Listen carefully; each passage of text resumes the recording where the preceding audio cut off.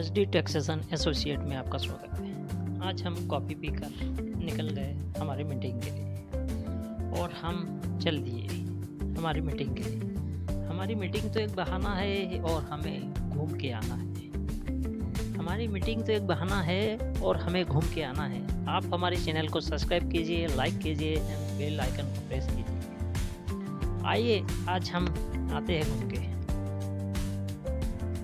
तो मेरा ब्लॉग जो है ट्रेवलिंग से रिलेटेड है, बट मैं जो है टैक्सेशन से रिलेटेड वर्क करता हूँ। आपको मैं बताना चाहूँगा, अगर आपको जीएसटी का रजिस्ट्रेशन करवाना हो, एम्प्लॉय प्रोविडेंट फंड का रजिस्ट्रेशन करवाना हो या ईएसआईसी का रजिस्ट्रेशन करवाना हो, तो आप मुझे कांटेक्ट कर सकते हो और मैं आपको रजिस्ट्रेशन करके दे दूँगा। एम्प्लॉय प्रोविडेंट फंड का रजिस्ट्रेशन, जिसमें कि एम्प्लॉय का पीएफ डिडक्शन होगा और एम्प्लॉयर को भी उसमें इंक्लूड करना होगा।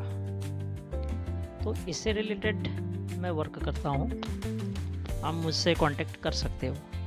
किसी एम्प्लॉय का पीएफ का पैसा नहीं निकल रहा हो, वो भी मुझे कॉल कर सकता है और मैं आपका पीएफ का वर्क कर दूँगा। मंथली रिटर्न हो, पीएफ हो या ईएसआईसी हो या जीएसटी का मंथली कंप्लाइंस हो, तो उसके लिए आप मुझे कांटेक्ट करें।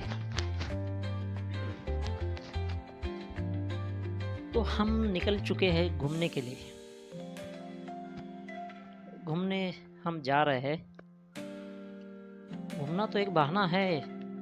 आज मेरी मीटिंग है मेरे क्लाइंट के साथ में और इसी से रिलेटेड है पीएफ और ईएसआईसी से। अगर आपके यहाँ 10 कर्मचारी है, आपकी संस्था हो या आपकी होटल हो या आपका रेस्टोरेंट हो या कपड़े की दुकान हो, किसी भी प्रकार, अगर आपके यहाँ 10 कर्मचारी है तो आपको कर्मचारी बीमा निगम ईएसआईसी का रजिस्ट्रेशन करवाना अनिवार्य है। अगर आपकी संस्था में 20 कर्मचारी है तो आपको पीएफ का रजिस्ट्रेशन, दोनों कंपलसरी हो जाते हैं, पीएफ और ईएसआईसी। तो आप अपने संस्था का रजिस्ट्रेशन अवश्य करवाइए, अन्यथा पीएफ ऑफिस या ईएसआईसी ऑफिस से आपको नोटिस आ सकता है। तो देखिए, हम सोनाघाटी पॉलिटेक्निक कॉलेज के पास जो पहाड़ दिख रही है, यहाँ से गुजर रहे हैं। तो हम इस पहाड़ को, इसके उस पार जाना है। तो हम निकल चुके हैं यहाँ से बहुत ही तेज़ रफ्तार के साथ। और जो मेरे क्लाइंट है, मेरे क्लाइंट का स्कूल है और स्कूल की अकाउंटिंग अगर करवाना हो तो आप मुझे उसके लिए भी कांटेक्ट कर सकते हैं। मैं आपका अकाउंटिंग का वर्क वो भी कर दूंगा और टीडीएस रिटर्न फाइल जो है वो भी करवा सकते हो। एचआर पेरोल से रिलेटेड वर्क, आपकी अटेंडेंस शीट हो गई, आपका अर्निंग पॉइंट हो गया और डिडक्शन पॉइंट हो गया, नेट पे सैलरी बैंक में कितनी देना है, तो मैं आपको एचआर पेरोल सॉफ्टवेयर भी प्रोवाइड करवा दूंगा। मेरी खुद की कंपनी का एसडी टैक्सेशन एसोसिएट कंपनी का सॉफ्टवेयर है, जो कि अटेंडेंस, एचआर और पेरोल और बच्चे की फीस का भी, तो मैं आपको ये सर्विस दे सकता हूँ। आप मुझसे काम करवाने के लिए ईपीएफ, ईएसआईसी, जीएसटी के लिए कॉल अवश्य करें।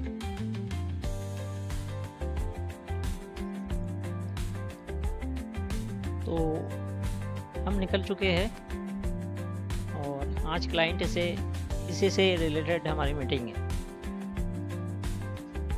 देखिए, क्लाइंट को मैं इसके बारे में सभी जानकारी दूंगा, जिसमें कि पीएफ और ईएसआईसी और जीएसटी तो स्कूल में नहीं लगता है,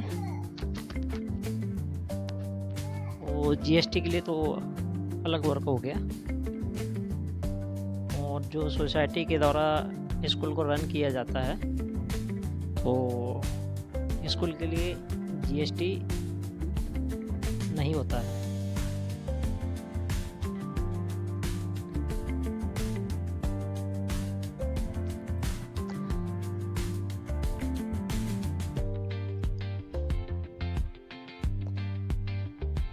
तो हम पहुंच चुके हैं कुछ ही दूरी पर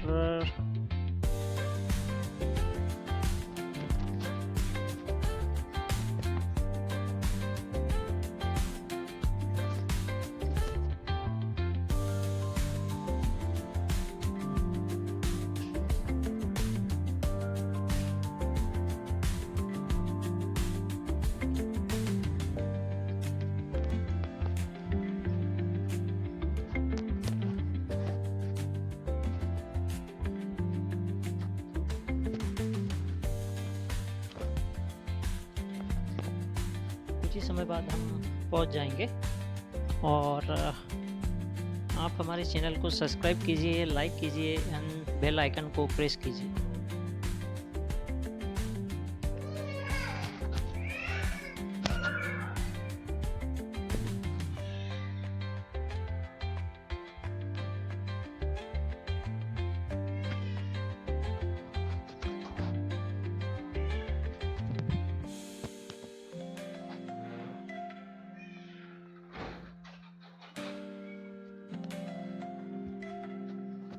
आप हमारे चैनल को सब्सक्राइब कीजिए, लाइक कीजिए और बेल आइकन भी दबाइए।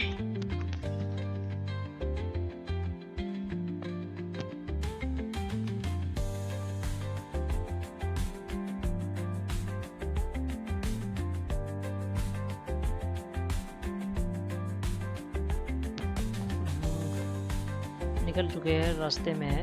और ये देखिए ट्रक वाले ने ये धूल बहुत उड़ा दी।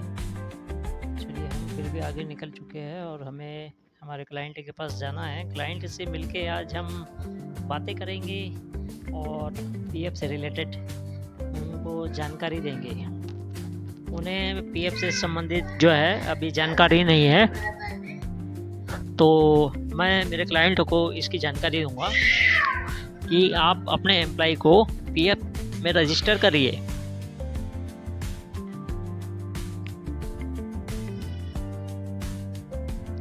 अगर क्लाइंट अपने एम्प्लॉय को पीएफ में रजिस्टर करता है तो उसका बेनिफिट है, एम्प्लॉय का 12% डिडक्शन होगा और एम्प्लॉयर को भी जो है 12% मिलाना होगा। तो 24% जो है पीएफ पार्ट में जमा होगा, जिसमें कि 15.67% पीएफ पार्ट में जमा होता है और 8.33% जो है पेंशन पार्ट में जमा होगा। तो एम्प्लॉय को जो है अगर कंटिन्यूस की 10 साल की सर्विस पीएफ में हो जाती है और जब उसकी एज 58 साल की होगी तो उसे पेंशन मिलेगी।